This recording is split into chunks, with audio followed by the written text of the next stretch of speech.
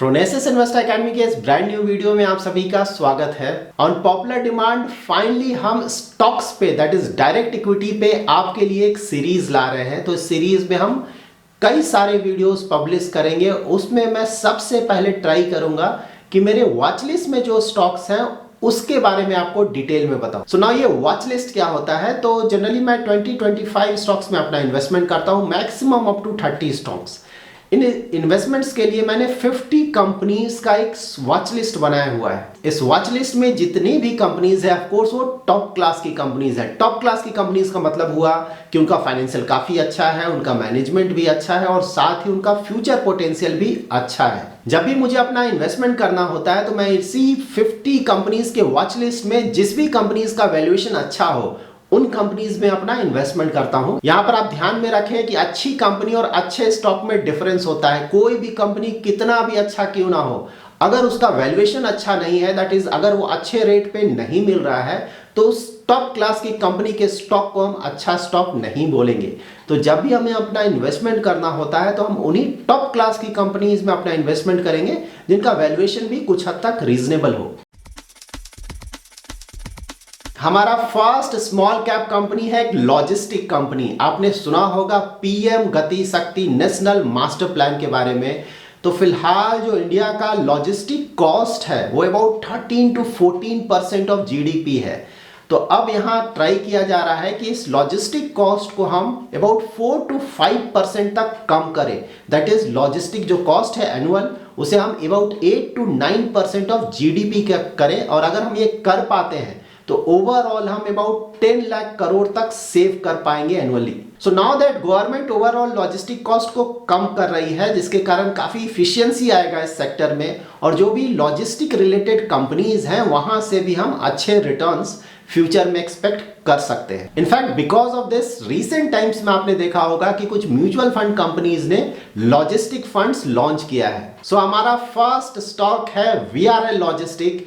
ये एक logistic service provider है और इसका जो टोटल रेवेन्यूज आता है उसका ऑलमोस्ट 90% गुड्स ट्रांसपोर्ट से आता है। इस कंपनी के फ्लीट में करेंटली अबाउट 4900 व्हीकल्स है, उसमें से ज्यादातर गुड्स व्हीकल है और कुछ पैसेंजर व्हीकल्स भी हैं। सो इस कंपनी का 90% रेवेन्यू आता है गुड्स ट्रांसपोर्ट से, अबाउट 7% आता है बस ट्रांसपोर्ट से और अबाउट 1% आता है सेल ऑफ पावर से। इस कंपनी का कुछ विंड मिल्स भी है। नाउ हम वीआरएल लॉजिस्टिक्स का फाइनेंशियल्स और वैल्यूएशन चेक करते हैं। इस कंपनी का मार्केट कैप अबाउट 5000 करोड़, इनका प्राइस टू अर्निंग रेशियो है 23.7, इनका करंट आरओसी है 22.7% एंड आरओई है करंट आरओई है 25.1%।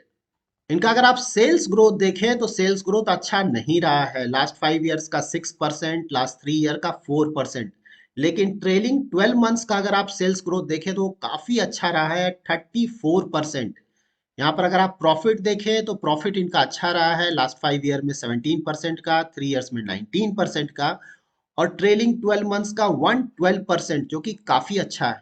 इस कंपनी ने लास्ट 3 ईयर्स में एंड लास्ट 1 ईयर में काफी अच्छा रिटर्न्स भी जनरेट किया है। और अगर आप इसका रिटर्न ऑन इक्विटी देखें तो लास्ट 5 ईयर में 16%, 3 ईयर में भी 16% एंड लास्ट 1 ईयर में इनका आरओई रहा है 25%, जो कि अच्छा है। कंपनी का डेट टू इक्विटी रेशियो है 0.82%, जो कि ऑफकोर्स ज्यादा है लेकिन ये अभी भी 1 से कम है। और अगर आप इनका इंटरेस्ट कवरेज रेशियो देखें तो वो है 7.18। कंपनी काफी अच्छा कैश फ्लो भी जनरेट करती है। लाइक 3 इयर्स का देखें कैश फ्लो तो 566 करोड़ है, 5 इयर्स का फ्री कैश फ्लो 707 करोड़ है।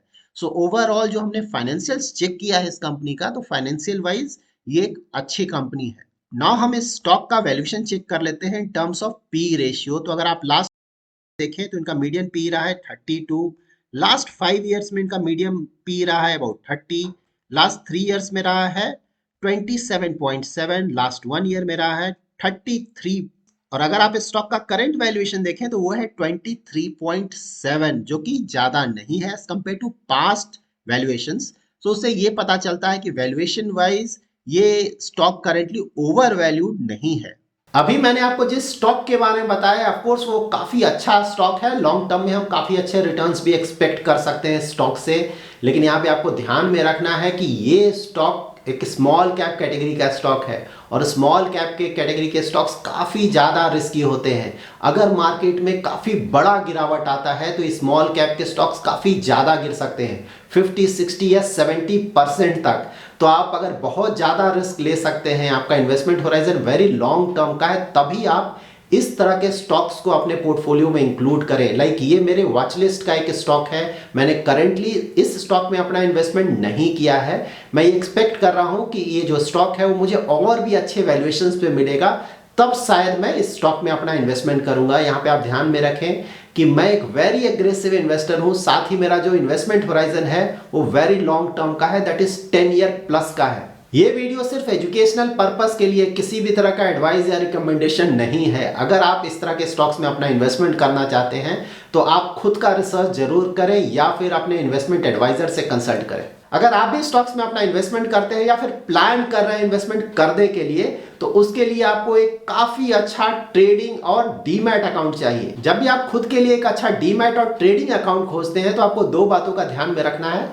फर्स्ट, वहां पे जो प्राइसिंग है वो काफी कम हो, और साथ ही जो सेकंड पॉइंट है वो है उसका यूजर इंटरफेस अच्छा हो। यहाँ पे जो भी ब्रोकर इन दोनों क्राइटेरियाज को अच्छी तरह से फुलफिल करे वो एक अच्छा ब्रोकर हो सकता है आपके लिए। इन दोनों ही क्राइटेरियाज को काफी अच्छी तरह से फुलफिल करता है M stock by Mirae Asset. आप में से कई लोग ऑलरेडी मिरे एसेट के म्यूचुअल फंड्स में अपना इन्वेस्टमेंट कर रहे होंगे और हमने देखा है कि सालों से इस म्यूचुअल फंड कंपनी का जो परफॉर्मेंस है वो काफी अच्छा रहा है। सबसे पहले हम ये जान लेते हैं कि अगर हम अपने ट्रेडिंग अकाउंट में वेरी हाई चार्जेस पे करते हैं तो उसका कितना बड़ा नेगेटिव असर पड़ सकता है हमारे ओवरऑल प्रॉफिट्स पे। तो सपोज डेली अगर आप 10 ट्रेड्स करते हैं और जो आपका ब्रोकरेज पर ऑर्डर है वो 10 रुपीज का है, तो यहाँ पे अगर आप एम स्टॉक के साथ जीरो ब्रोकरेज ऑप्शन के साथ अगर अपना ट्रांजेक्शन करते हैं तो ईयरली आप 24,000 तक सेव कर सकते हैं।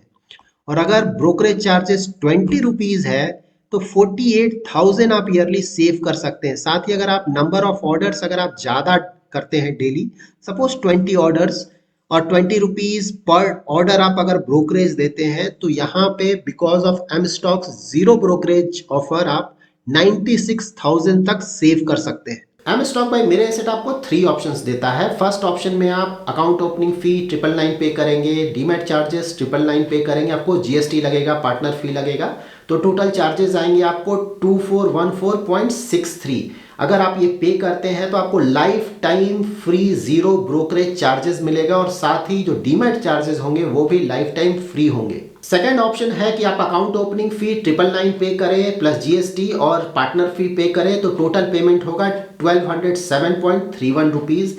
यहाँ पे अक्रॉस ऑल प्रोडक्ट्स आपके जो ब्रोकरेज होंगे वो लाइफ टाइम फ्री होंगे, लेकिन यहाँ पर आपको एवरी क्वार्टर 120 रुपीज का डीमैट चार्ज पे करना होगा।